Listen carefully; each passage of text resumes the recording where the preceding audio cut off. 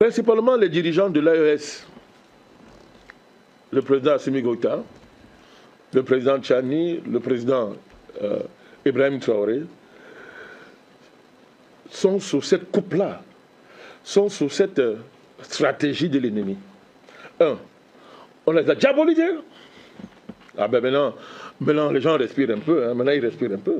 On les a diabolisés, on les a dénigrés, c'est-à-dire on a démontré que ces gens-là, ils sont pires que le diable en personne.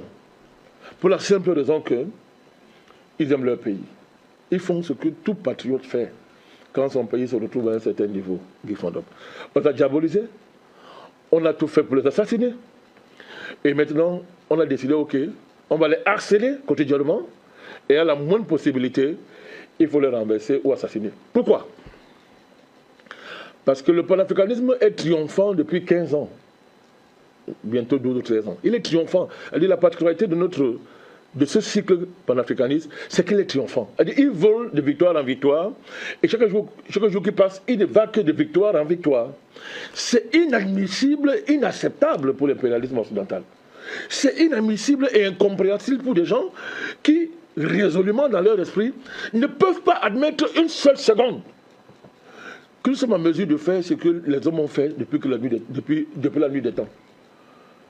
Qui ne comprennent pas, refusent d'admettre que le continent qui a tout inventé et qui pendant plus de 100 000 ans a présidé, a porté, a incarné la marche de l'homme depuis sa primitivité, Guy Fondop, jusqu'à un certain stade.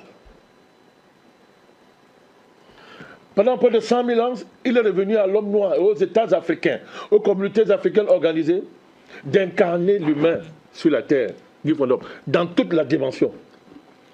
Et on ne comprend pas. Et après cela, toute une théorie de la falsification historique a effacé ça. Et on nous a présenté après comme des gens sans histoire, des sauvages, des sous-hommes, qui doivent être réhabilités par l'expérience de la domination occidentale ou arabo-musulmane. C'est ça, Guy Fondop. Et nous sommes sous cette domination que nous sommes en train de renverser. Mais ça fait combien de siècles qu'ils assassinent? Et plus ils tuent, plus ça renforce les conditions de la détermination des Africains. Et ça favorise l'émergence de leaders encore plus brillants, plus radicaux et plus déterminés. Ils n'en tirent pas la leçon. C'est une fatalité. Tant pis pour eux. Donc, Ibrahim Traoré, le président Traoré, est dans ce registre-là. Il faut qu'Ibrahim Traoré tombe par tous les moyens. Il faut qu'Assimi Goïta tombe par tous les moyens. Il faut que Tchani tombe par tous les moyens. Il faut que Mahamat Déby tombe par tous les moyens. Il faut que le président Touadéra tombe par tous les moyens. Il faut que le Cameroun et son président soient déstabilisés par tous les moyens. Il faut donc.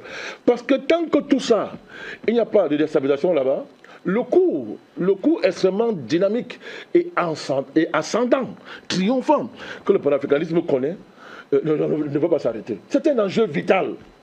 Donc, et il y a les instruments pour ce service-là. Il y a l'instrument qu'on appelle le régime le plus criminel d'Afrique qui est en Côte d'Ivoire, incarné par qui vous connaissez. C'est un instrument à travers des chasses gardées comme Jacquesville en Côte d'Ivoire, etc. Des endroits où personne ne sait ce qui se passe. Vous êtes là-bas, vous n'êtes ni en Côte d'Ivoire, vous n'êtes ni en Côte d'Ivoire, ni en Afrique, ni en Europe, ni en Amérique. On ne sait pas ce que ce territoire-là veut dire.